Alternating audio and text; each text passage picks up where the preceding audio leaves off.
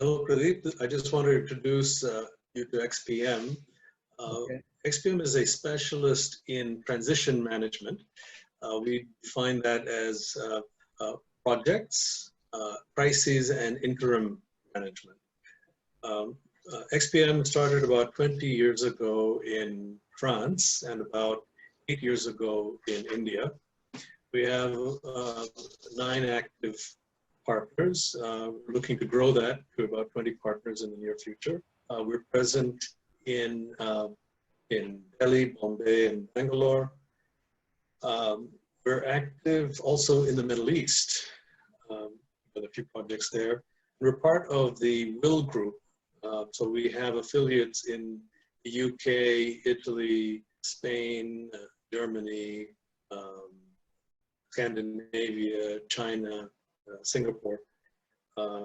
And we've been focusing on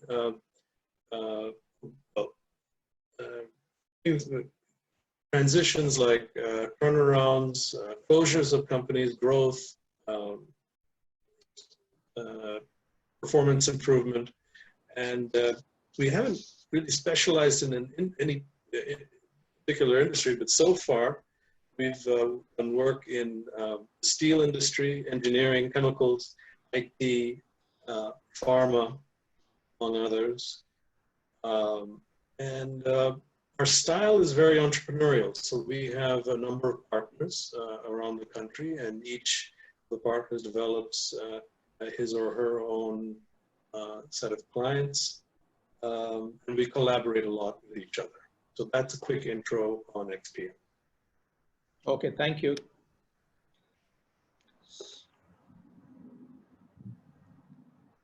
So allow me to, introduce Pradeep to all our partners here.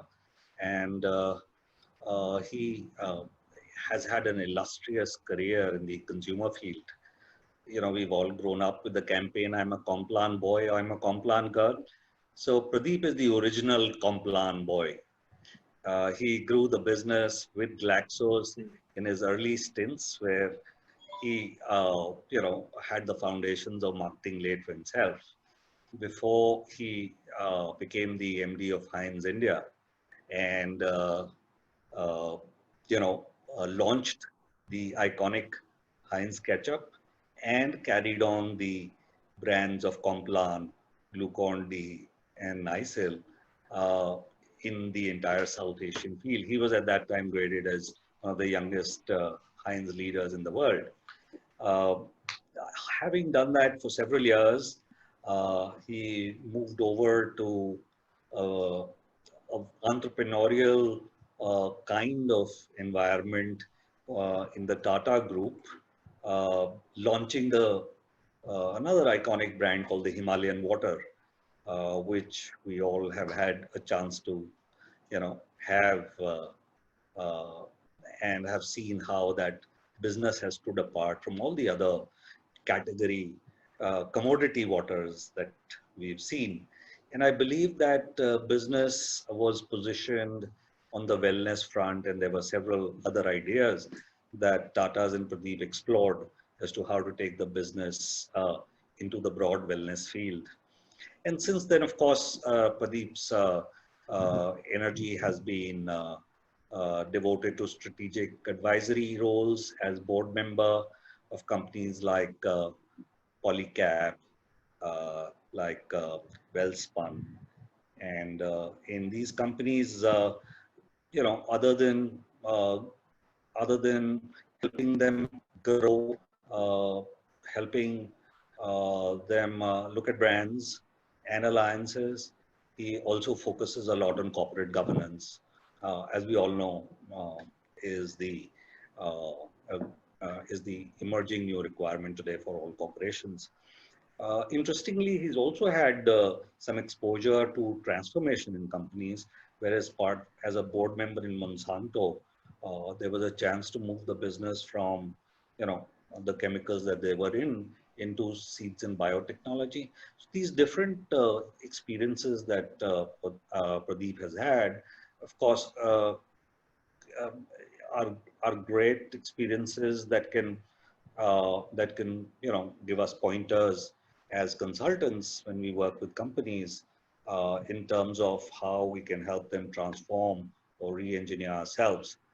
Uh, and we are very glad that Pradeep has taken time out to take us through his experiences and how, we can help companies in these very challenging times. So over to you, Pradeep. As Vikas requested, we'll give him a 4-5 second break.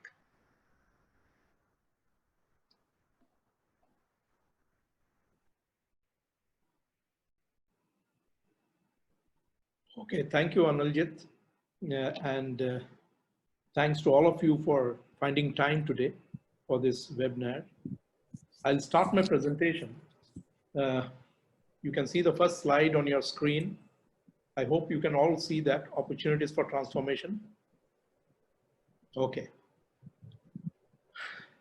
Every problem that we are faced with, there's a flip side to a coin. Every problem, the flip side is an opportunity.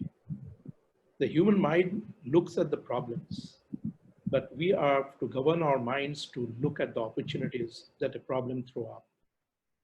I can tell you that the immediate problem, the world scale global problem that we were faced with prior to this was World War II.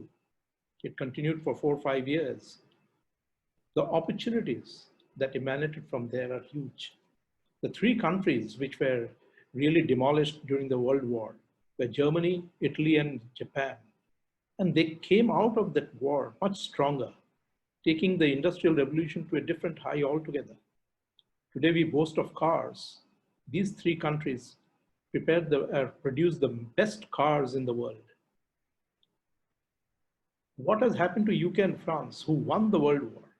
They're fallen by the wayside, despite the Aston Martins from UK and Renault from France and GM from the US.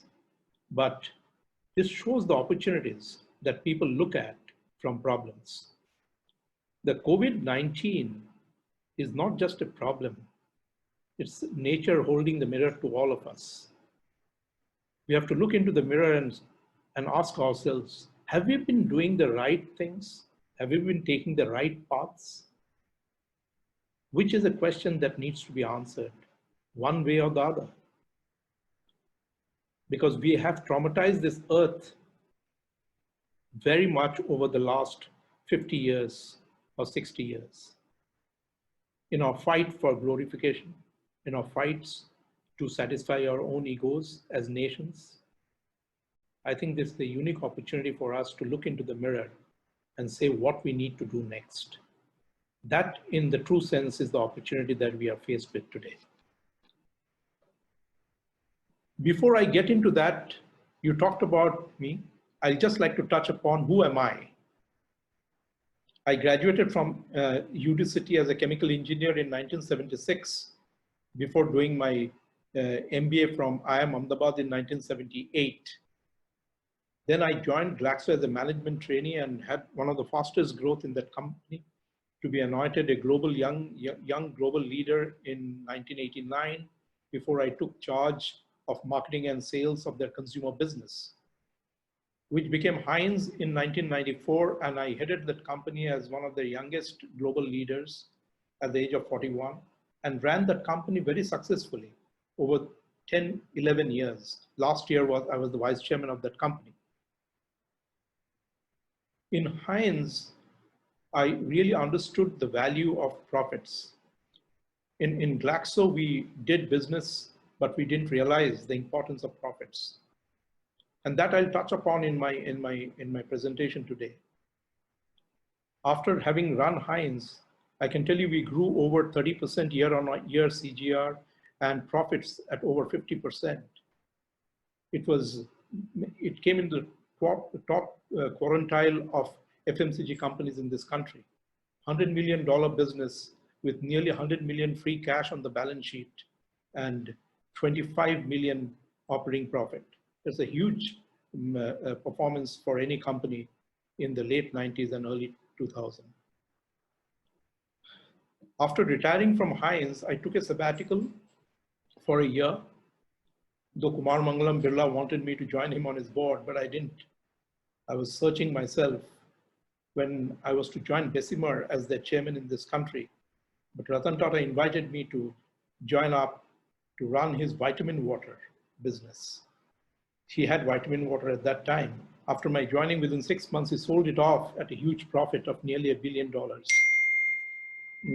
But I got the opportunity of meeting Darius Bikoff, the CEO and a marketing whiz kid who created vitamin water. I can tell you vitamin water was no product, but it was a marketing success, which enamored the youngsters in the US. So then we decided to buy out Himalayan and launched Himalayan, which today, as Anil just said that it's a success. And I think it is. The bottle shape was appreciated globally, and I designed that bottle out of Italy. So it came out as a tremendous success. The labels, we spent a lot of time doing the brand name, the labels. It was the only water brand which had a big label and a vertical write-up of the brand. I'm touching upon this. This is important to FMCG, which I'm going to speak about during my presentation. And after that, I created a horizontal organization. There was no talent in the Tata Group, so I created an outsourced organization out of US, Canada, and Germany. These were people doing extraordinary innovations in the US. I was amazed at the type of innovation spends they have, which we don't have in this country. Basic research into the body system of the human body and products that can attune our human system to a higher level of performance and longevity. In fact, I was working on a product of reversing aging, which didn't come into play right now.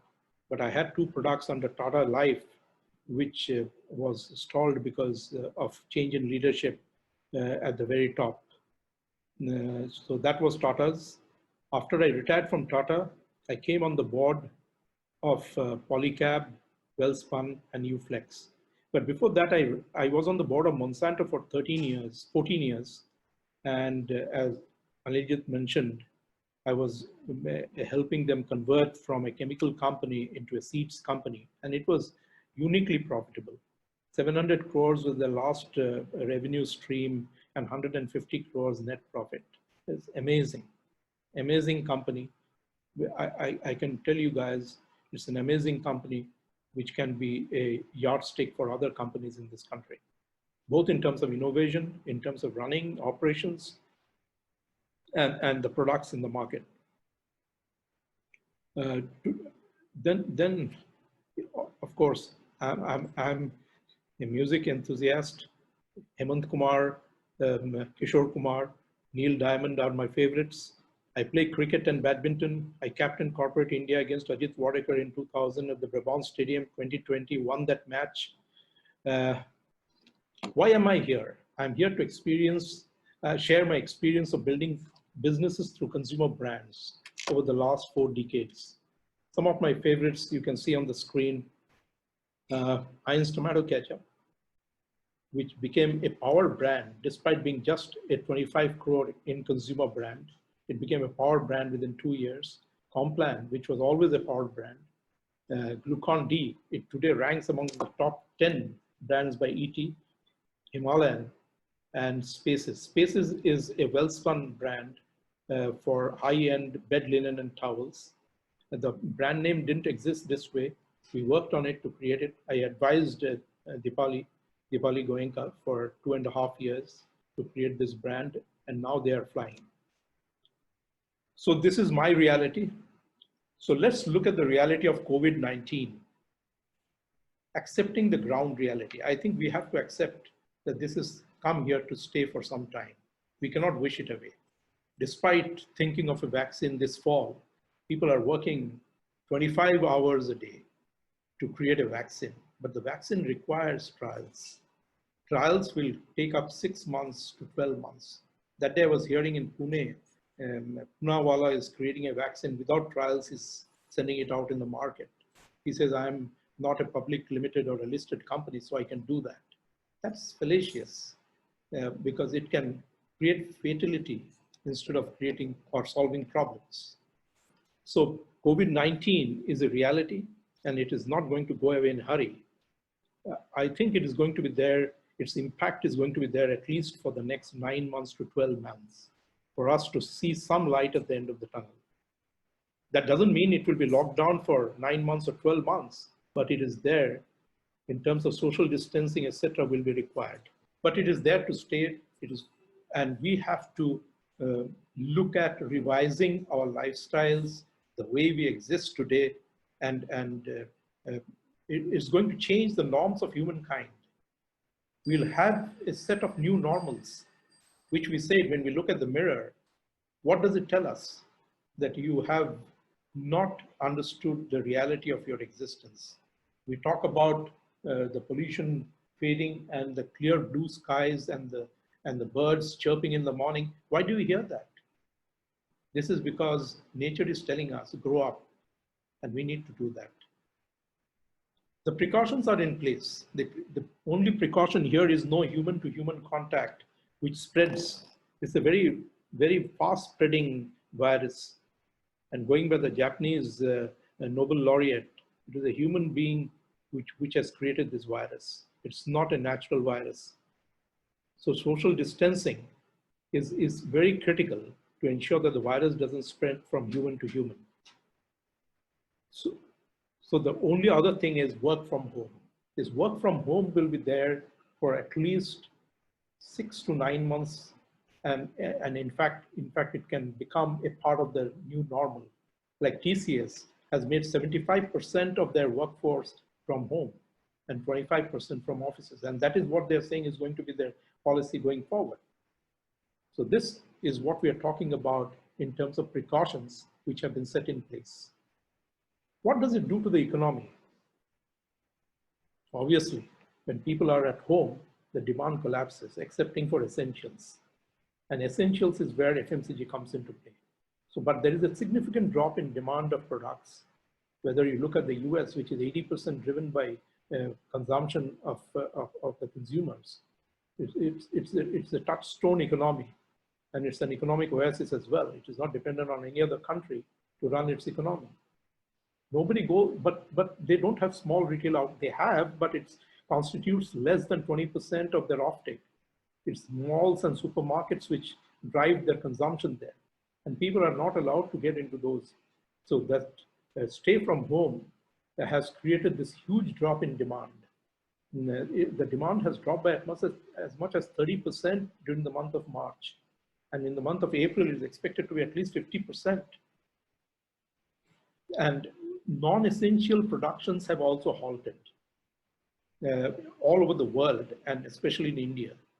So this again has started in some places like Wellspun, Polycab. They've started working. I'll touch upon that later on.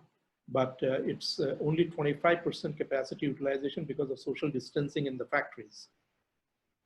The supply chain has virtually come to a halt. From the factory to the doorsteps of the consumer, how do you take it? In this country, there are a huge number of retail outlets which consumers come to the retail outlets to pick up the products.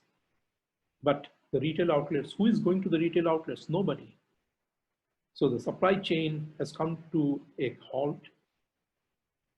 Consumers being confined to their homes are only dependent on supplies being made by the stockist or companies or intermediaries to their residences or to their buildings.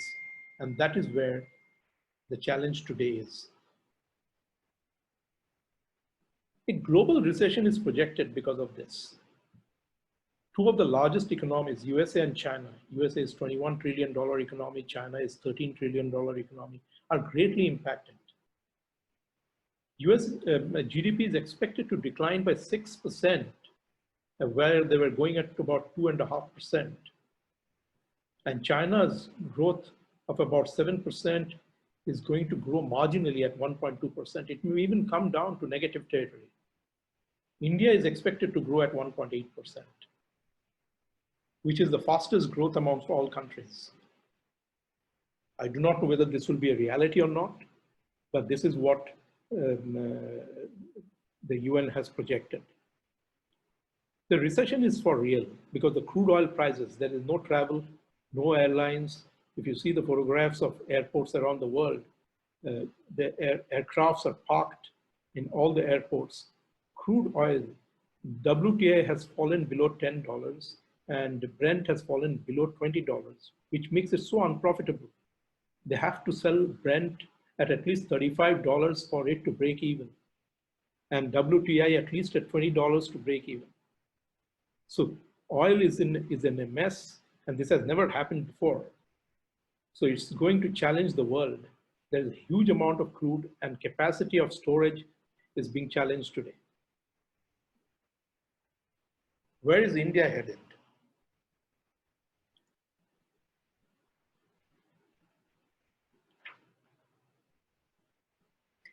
We believe that we have cheap labor, but that would soon disappear, given the challenges that we are faced on the manufacturing floor. But it will emanate that the strength of this country, which is in IT and tech savviness, will emerge.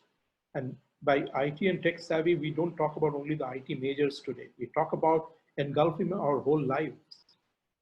And that is what, and I will tell you this Indians are by far the smartest people in this world because of our 10,000 years of civilization. Our left brain, right brain, and 70% of the human brain, which we don't even know, has shown our emotional intelligence and spiritual intelligence to conquer the world.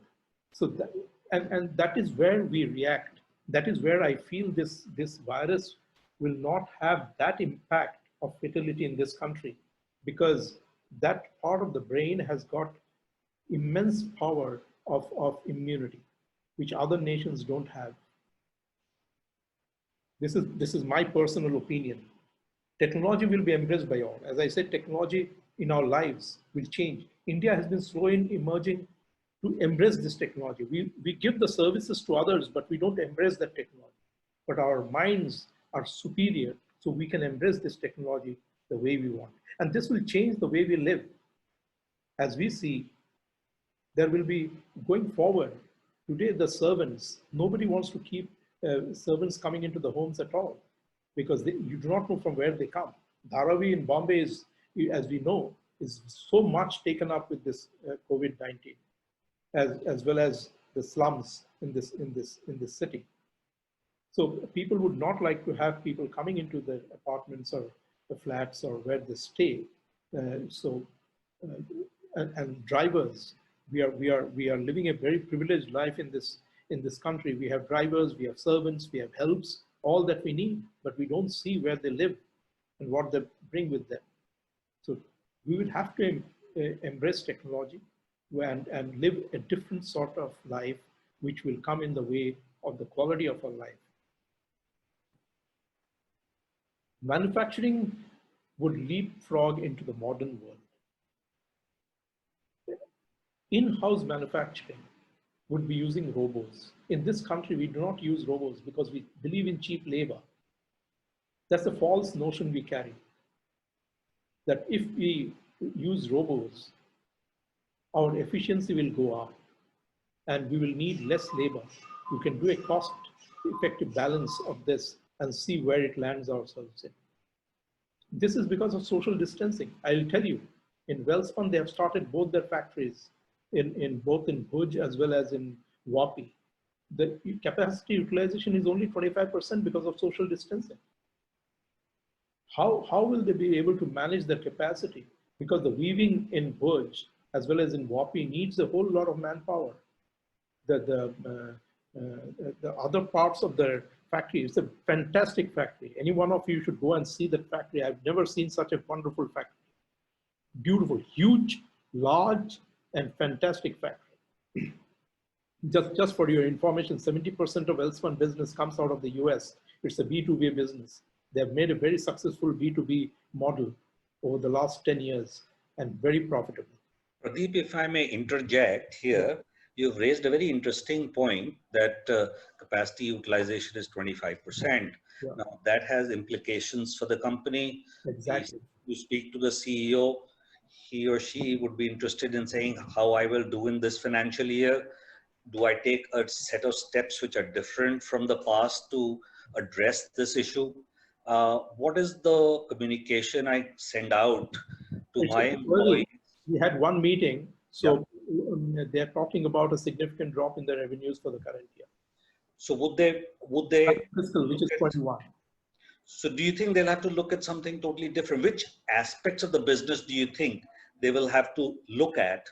Uh, I have suggested, and we had a discussion that the demand in the US should claw back from the third quarter of this fiscal.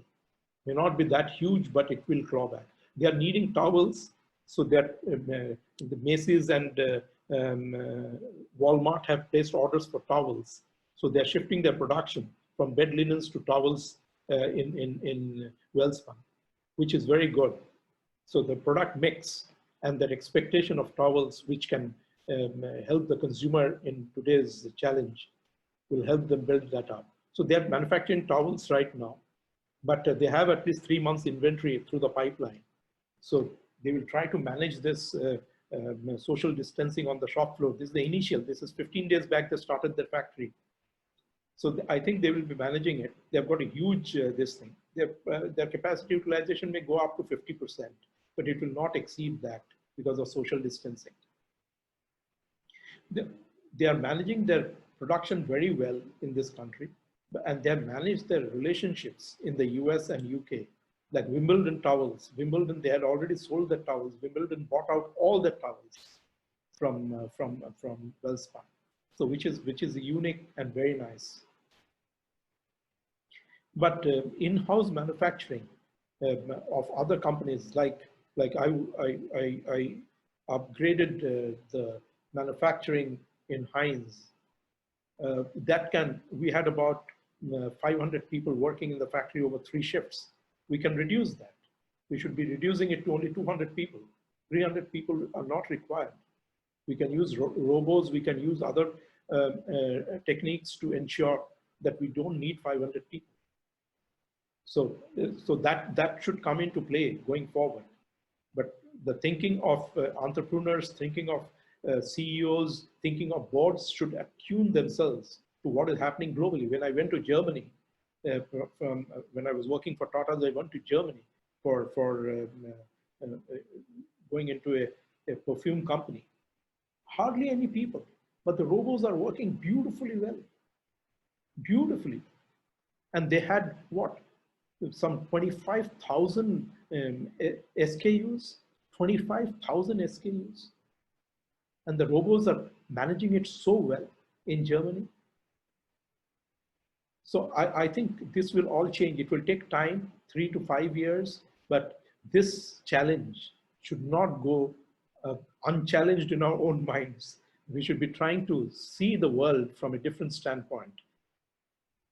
Subcontracting again in this country, we should be able to go to the right people. It should not be based on cheap labor, but on use of technology. Who uses the right technology? And trade unions would become defunct, which are already defunct, but in some pockets they still raise their heads. But what do we do with the large labor force which would become redundant with their current skill sets? Reskilling will become really, really paramount to this country, because you cannot leave aside this huge workforce which has been doing this sort of business in this country. So that reskilling will take shape in a very fast and furious manner. Businesses would be transformed. This would be a generational shift altogether. Few people in offices. It will not be a multitude of people working on desktops and laptops. Most of them would be working from home. So and meetings would be through Zoom, Microsoft, video conferencing. Already board meetings are happening on video conferencing, which is good, and the government has allowed that. Decisions can be taken on video conferencing.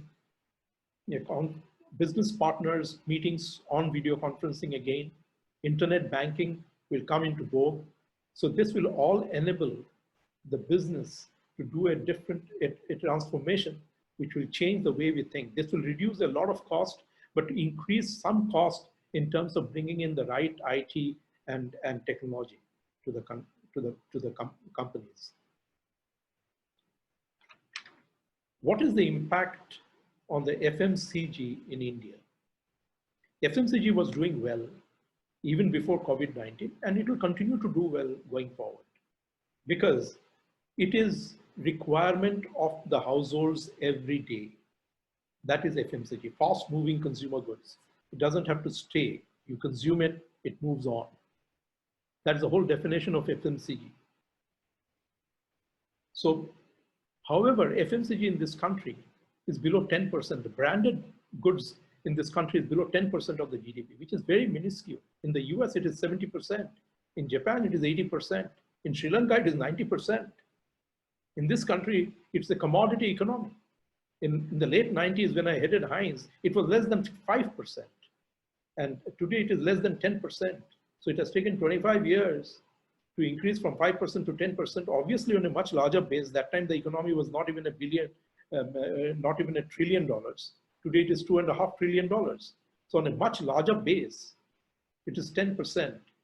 So the opportunity in India is to share of the mind. Share of mind of the consumers, not share of market. People fight for share of market in the US, where the penetrations are huge and heavy. In India, we still have a huge opportunity of 90% of the population, 90% or 80% of the population still living through commodities, or like I say, give the tier 2, tier 3 cities. People like to wear the Levi jeans. It's a make-believe world. They can't afford a Levi jeans for 5,000 rupees. They pick it up from Fashion Street for 300 rupees or 200 rupees, but with a Levi label. So they believe that they are living their own dreams. So I think the impact of FMCG in this country is yet to come. We should be at least 40 to 50% of the GDP should be coming through branded products in this country. However, keeping in mind the COVID reality, companies will have to redefine their business model. They will have to review what they have been doing. I think it will result into lower revenue but profitable businesses. The growth rates will come down, maybe to 10% in the interim over the next 3 years before it again reignites to about 20%, 25%. But we should be comfortable with a lower revenue but profitable businesses. Manufacturing will have to change. Dramatic shifts in manufacturing thinking and strategy. We have been only one channel view in terms of manufacturing so far. Manufacturing can be holistic, can be lateral, and we should be looking at it that way. Move to automation. Social distancing would be the new norm. Co-packers and outsourcing would require enhanced supervision and control because new laws are in the offing. They're not going to change. They will have to ensure social distancing, and they will have to ensure that they look at technology in co-packers, which will ensure that the efficiencies don't fall. We have to leverage IT to control operational efficiency and performance. Workforce, which I touched upon, majority will become redundant, and reskilling of this workforce would become critical. This has started in this country, but it has not become a wave. This will become so paramount, reskilling, and it's not difficult in this country. It is not the degrees that you earn, it is what you have in your mind. And that has been handed over by generations in this country. That is the 10,000 years of civilization that I talk about wherever I go. And that makes a lot of difference to this country. So reskilling is not a challenge. Supply chain will become leaner. This is because the consumers want the best service. They want the service delivered to them on their doorsteps. I'm talking about FMCG. The products should be delivered to their doorsteps. Why do they have to go anywhere to pick up the product? That is the ultimate need of the consumer. In terms of marketing, they'll shift to, or sales, they'll shift to e-sales or e-commerce, where they can scrutinize which product they can go in for, which brands they prefer, and place the orders.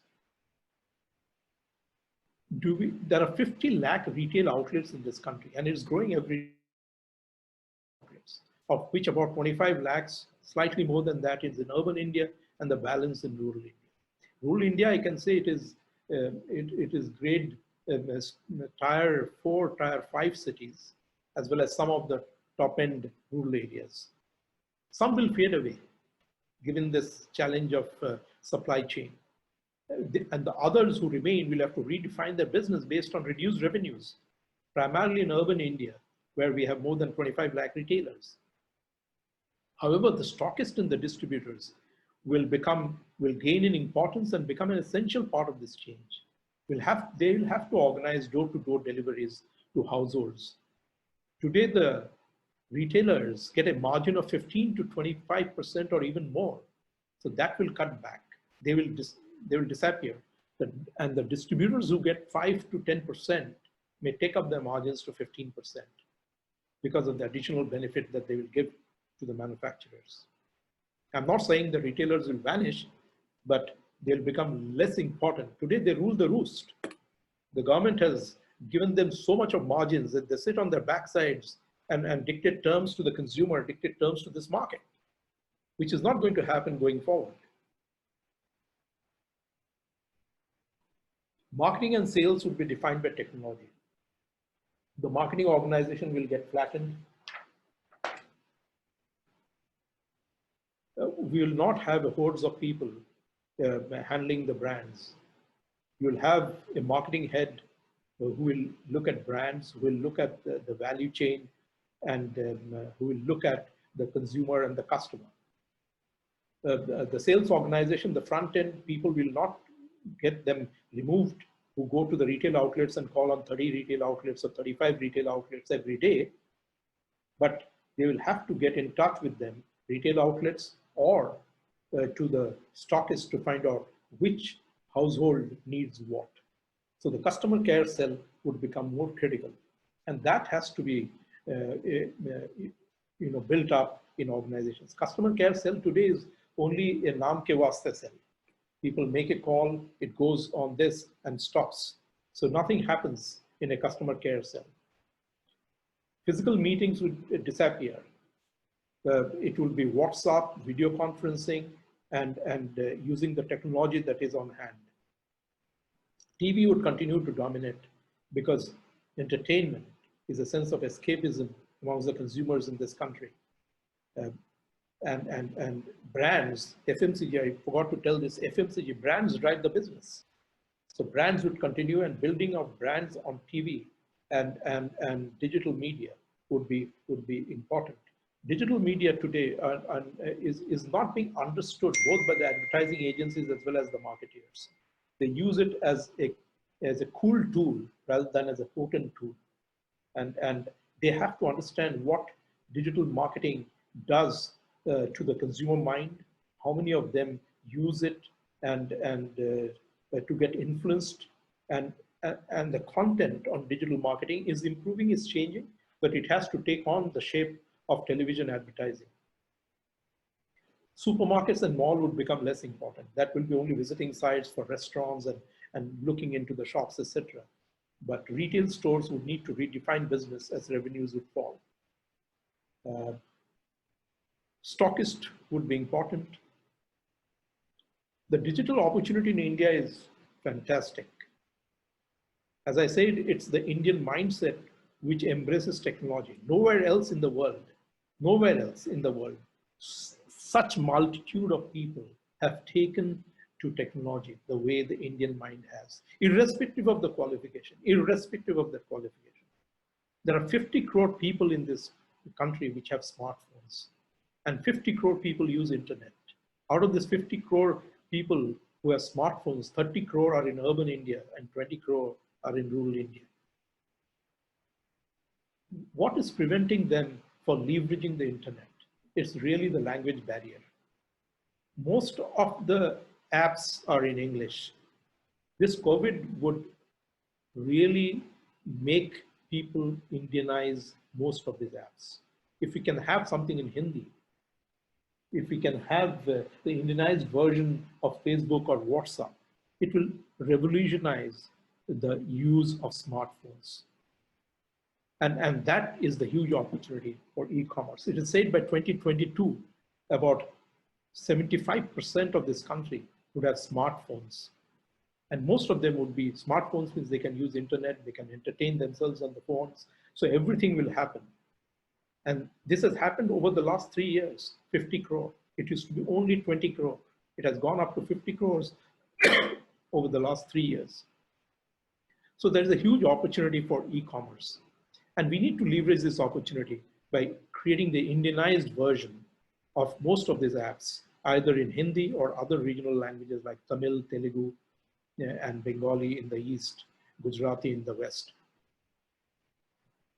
The challenge is to track and evaluate the efficacy of digital media as it grows exponentially.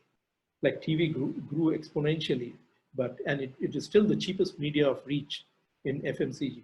But digital media will also take over the television in the next 3 to 5 years' time. Businesses will get redefined. This will depend upon our capability to reimagine. And I don't think there is any paucity of imagination in this country. Organizations will not exist the way it has. It will become flatter organizations, lesser numbers, people working from home, office spaces will reduce, meetings and travel will reduce dramatically, video conferencing will become the new norm. This will result in cost efficiencies as well as investment in IT and investing back in the business. I'll give you the example of Amazon. Amazon broke even after 18 years. Today, we don't even realize that. But they were profitable. They put back their profits in growing their business. And after 18 years, they broke even. And that is credit to Jeff Bezos. He could think, he could imagine what his company is going to be, transcending barriers in this world and engulfing humankind as a whole. Consumers would have also evolved. This gives the consumer to take a backseat to think and reflect on the type of lives they have lived. They will become smarter, they'll become prudent, they'll become careful. They'll prefer safer and healthier options in terms of selecting products and brands. Like they say, the high fashion brands, they would have discovered in their own wardrobes that they have so much of clothes, they don't need the next, Armani or whatever it is. Eating out has already become passe because of this COVID-19, but consumption of food and drinks at home would jump. People would prefer home delivery. So I think e-commerce would be jumping from 10% to 30%, if not more. And I think over the next 5 years, it will jump to at least 40 to 50%.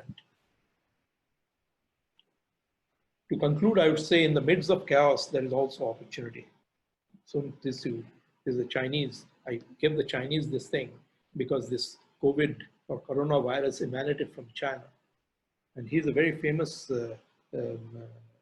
person from China who all of us must be knowing. Thank you, gentlemen, for your patient hearing. This is what I felt COVID-19 and FMCG. Thank you, Yeah, Pradeep. thank you. Pradeep, may I ask a question? Anil? Yes, yes. Yes. Let me start by saying that we always considered you to be a startup icon of our times. You see, in the various portfolios that you have handled, Yeah. right from Heinz to the last one which you had with the Tatas. Yeah. My question is that from India being from a commodity to brand, is there a midway segment which is there of private labels which will also get a fillip at the present times as such? No, in India, private labels will, certainly. Yeah, Yes. Wellspun is a private label for Walmart, for Macy's, so for Target, and they sell the fastest. They're still profitable. Yes. So you think that space is going to become more and more people would jump into it because of the profitability part of it? Not really, not really. Ultimately, it is the brands which create the maximum value. Okay. My next question is on the supply chain. Do you think that supply chain as a function will also be outsourced the way in which it is growing? Yeah, it will be outsourced. Supply chain. Manufacturing itself is getting outsourced. Yes. But keeping this in mind, like Polycab has bought into one of their joint ventures. They paid off the 50% of their partner, and they're buying out one of their joint ventures. So people think safer if we can control it. But that's not, that's a very knee-jerk approach, I think. Not of Polycab, but many people would think so. But I think in this country, the technological advantage should be, we should help them create, the co-packers to create organizations in themselves which add value to our organization. We should look at creating brands and create a niche manufacturing to set the standards for all the co-packers around it. Right. Thank you, Pradeep. In fact, in Heinz, I had one manufacturing unit and about 8 co-packers in this country, which was closer to the market. Okay. Thank you. Okay. Any other questions, gentlemen? I have a question for you, Pradeep. I broadly agree with a large amount of what you said. I don't think there is any area of disagreement, and some of the things that you said are very interesting in terms of how the supply chain will shift, the retail structure, distribution channels, and companies will have to revise their go-to-market definitely. You've also spoken about the consumer and the change in behavior that will happen at his end.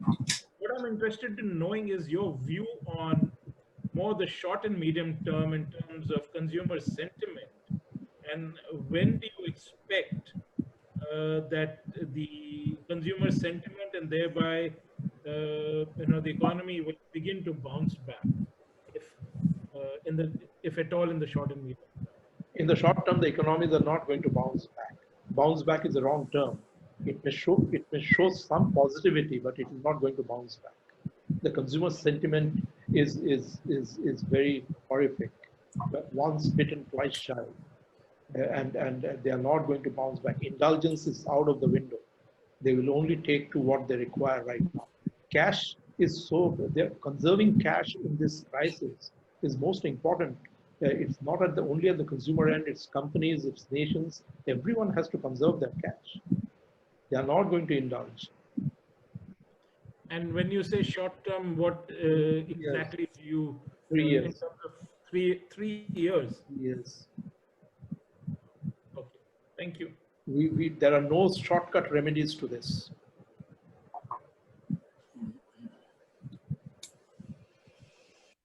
Pradeep, you spoke about the need to use technology to reimagine and re-engineer some ways of working. Can you dwell some light on some examples that you may have come across where a specific area needs a technological intervention? Now, I'll tell you, in this country, we hardly use robotics. We hardly use artificial intelligence. Those are the emerging trends around the world. And China is way ahead in terms of artificial intelligence, way ahead of even the US. So virtually every company can use artificial intelligence on the shop floor. Every company, I can tell you, en masse. So are you suggesting that artificial intelligence for internal efficiency or for new consumer acquisition, or are you looking at artificial intelligence for synergizing the supply chain? Which areas do you think the companies will most find value in? If you look at the value chain of a brand, it starts with manufacturing, or it starts with the vendors who bring in the product, the raw materials, and supplies it to the factories. The factories then convert it ex-factory, then starts your stockist, your retail, and to the consumer. In this country, more than 50% of the value of the product goes either as tax or margins to the trade. More than 50%. It's only about 40 to 45% is with the company. So that is the challenge in this country. The retail gets about 30%, the stockist gets about 10%, and 10% is the sales tax, or whatever it is, GST or whatever it is. GST is now about 12%, and the stockist gets about 5 to 7%. So it's about 55%. So if you look at it, that's where the supply side comes in. And if you look at that, so the gross profit margin of an FMCG should be at least 50%, if not more, to be operating in this country. Pradeep, I have a question for you. In Heinz, in 1994, in London, I made the first presentation and I asked Tony O'Reilly, what should be my gross profit margin? He said, given your dry product mixes that you manufacture as a portfolio, your gross margin should be 65%. Our gross margin was only 28%. When I retired from Heinz, our gross margin had gone up to 62%. And we were making 25% operating margin. Yeah, thank you. Ranjit, you had a question. Yeah. You talk about a lot of changes that are happening. The retail sector, Yeah. a lot of it will go away. You talked about the labor sector. Yeah. You think a lot of that will go away? No, it will not go away. They are going to exist, but with a redefined role and reskilled opportunities. Maybe not the same labor, but labor in this country, it is a generational shift. Every 10 years, you get a different lot of labor in this country. You talk about the unions are finished and Yes. that labor itself, less labor will be required. Yeah. Okay. So do you see a lot of conflict that will need to be managed? Yeah, that will be huge conflict. Government will have to play a significant role in this. This is the transformation, and COVID-19 is a good excuse to transform ourselves. Otherwise, we are caught in a time cycle. So we remain where we are, thinking that we are galloping ahead. So if labor unions are going away, will there be labor strife Not really. or not? Not really. Not Okay. really.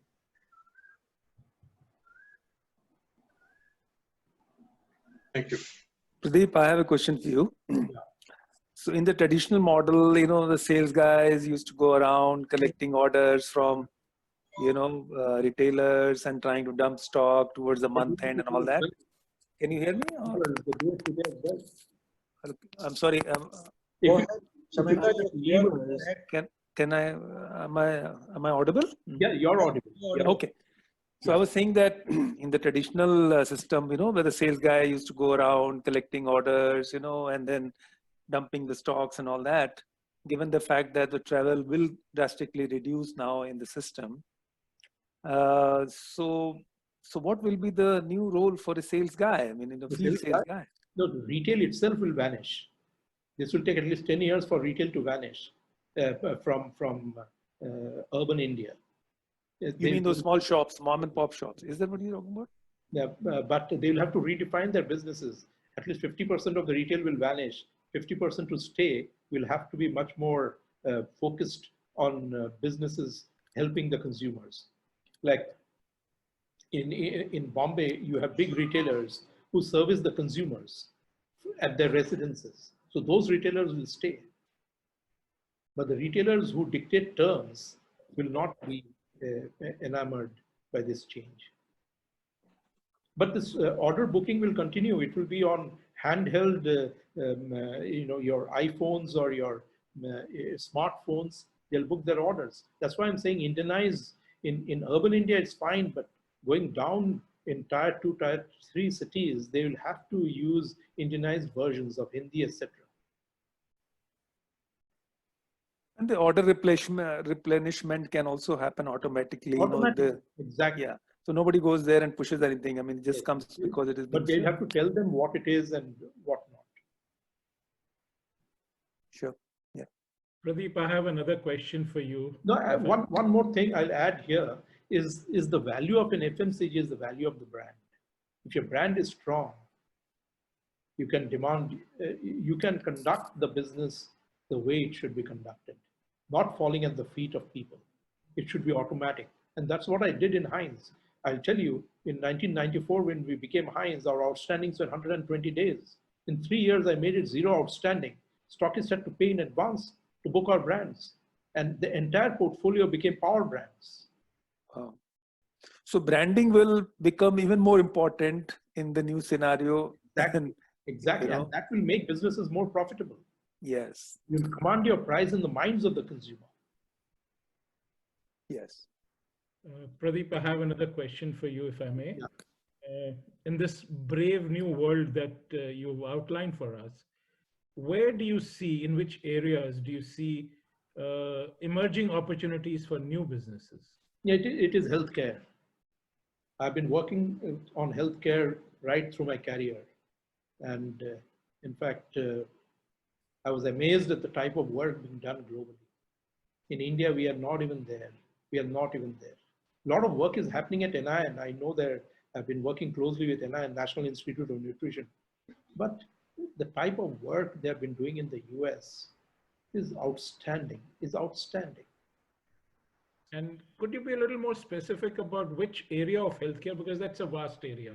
I'll tell you, This in Glaxo, we were defining the purpose. We spent a week in Goa in 1989 with the global guys. So we were trying to define what business we should be in. And that is where the decision was taken to sell off the consumer business, because they said they'll stick to their knitting, and that was ethical pharmaceuticals. But we did discuss the entire bandwidth of healthcare, right from food products, which we had, to ethical pharmaceuticals. Thank you. But that is going to stay after this COVID-19. People will be so concerned that healthcare is not just a style statement. It will become part of our lives going forward. Yeah, I think Pradeep, you've touched on a very important area that I think wellness and preventive care, which has been not real in India up to now, will really start, becoming important to the middle class. Yeah. So I, for one, certainly imagine that preventive testing and fitness and exercising and healthcare products are definitely going to take an upswing. Do we have any more questions? Yeah, Pradeep, just one question, little away from this, but in the current context of JioMart, which is Facebook and Reliance coming together, how do you see the FMCG sector transformation happening between large format stores, retail stores? What's the change you see over next 2 or 3 years? No, people will not be able to go into large format stores because of social distancing. That is come to stay. Yeah. That we'll have to appreciate.